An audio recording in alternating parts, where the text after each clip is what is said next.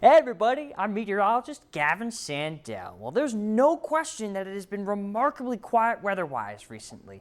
A lack of rainfall, though, has suddenly brought about drought conditions within the valley. So how did things snowball so quickly?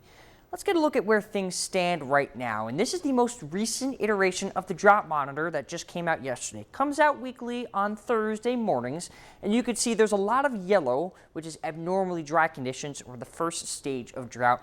These kind of tan looking colors, that's D1 or moderate drought, and you can see that within Columbiana County. But this is as recent of Thursday, this is severe drought, the third of the fifth level of drought that has appeared in much of Columbiana County. So we'll talk about why that has occurred and what has really led to this going on. So what I'm showing you right now is the 30-day precipitation deficit across our region. And this is across the entire Northeast, but I want you to take a look at the scale right here. Anywhere below the green, if you see any yellows or oranges or red, that shows below average precipitation departure. So in our area for the last 30 days, there's been anywhere from a 1 to 2, maybe 3-inch precipitation departure. That's good for about 3-4 weeks of rainfall. But 30 days isn't a big sample size. Let's increase this now to 60 days. And you can see we're now between 3 and 5 inches below average over the 60-day period. But now we're really starting to get to the foundation with 90 days. This is from mid-June to yesterday on September 11th.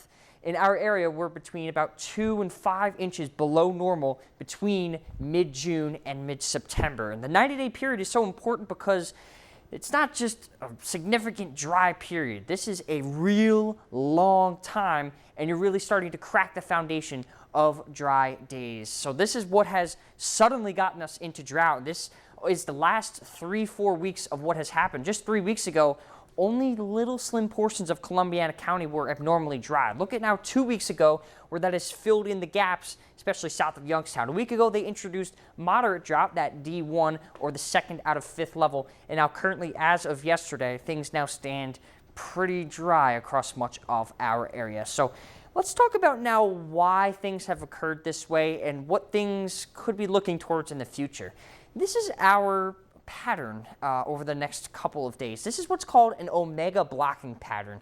And it's an omega blocking pattern. I say omega because it looks like the Greek letter omega, where a high pressure is situated off to the south and the jet stream kind of kinks up because this is an upper level pattern. It kinks up to look like the Greek letter omega. So anywhere riding on the jet stream up and down, there's a lot of clouds, low pressure, but us in Ohio and western Pennsylvania have been within this omega block, and there's been high pressure. So this will be the case for the next couple of days, and it will bring clear skies and warm weather as well. So once that pushes off, it's just going to continue to be very nice and dry and sunny. Let's also look at the tropics, something that's thousands of miles away, but we typically see in the months of August and September and October a little bit of tropical influence. We haven't seen that yet because any hurricanes have stayed off in the Atlantic. There's been nothing in the Gulf that has made its way up here. So we haven't had any tropical rainfall yet, which does put a bit of a dent in our rainfall totals for September and October and August as well. So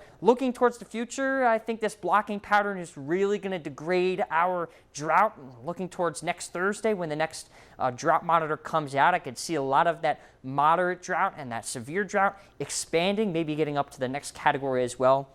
Looking towards long-term patterns as well, there's not much relief either. They're not really saying much if there's a favorability between wet weather or dry weather, but I think there's a general trend that temperatures could still be high, and higher temperatures can lead to not so great drought conditions. So if things get worse from here, this will be the most impactful drought in the state of Ohio since last fall.